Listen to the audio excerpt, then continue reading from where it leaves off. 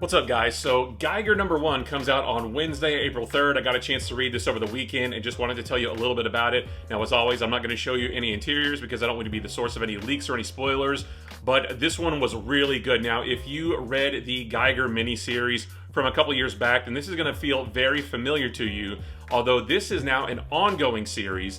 If you read that miniseries, that might sound a little bit confusing given how that miniseries ended. But I would say, don't worry about that, right? This is a brand new story. That was maybe kind of a little primer, a little taste of what Geiger is.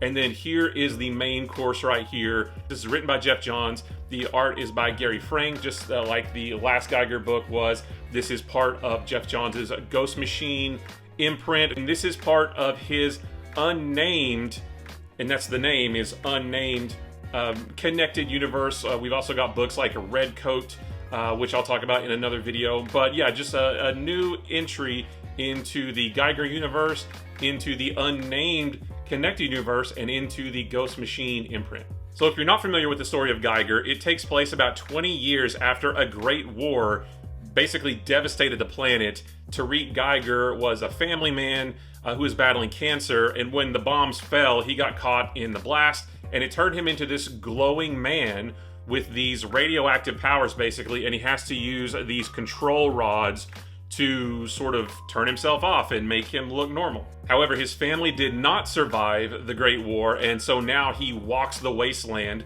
looking for people who deserve some punishment. So this issue essentially reintroduces us to Geiger and his backstory. We see a little bit of his backstory before the war, but he also meets a person in this book named Nate, who almost is like a fan of his, right? He sort of follows him around, and he wants to join Geiger in his travels. He says that he saw another person with Geiger's same affliction who was able to cure himself. And Geiger isn't really interested in that at first, isn't really interested in having a traveling partner, but eventually reluctantly agrees to let Nate come along with him on his travels.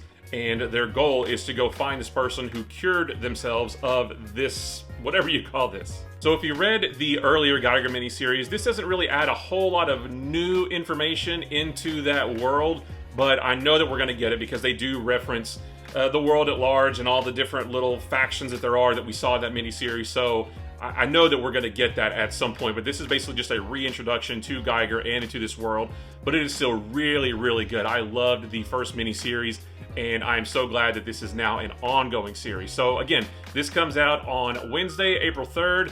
If you pick it up, let me know, and if you do, let me know what you think about it.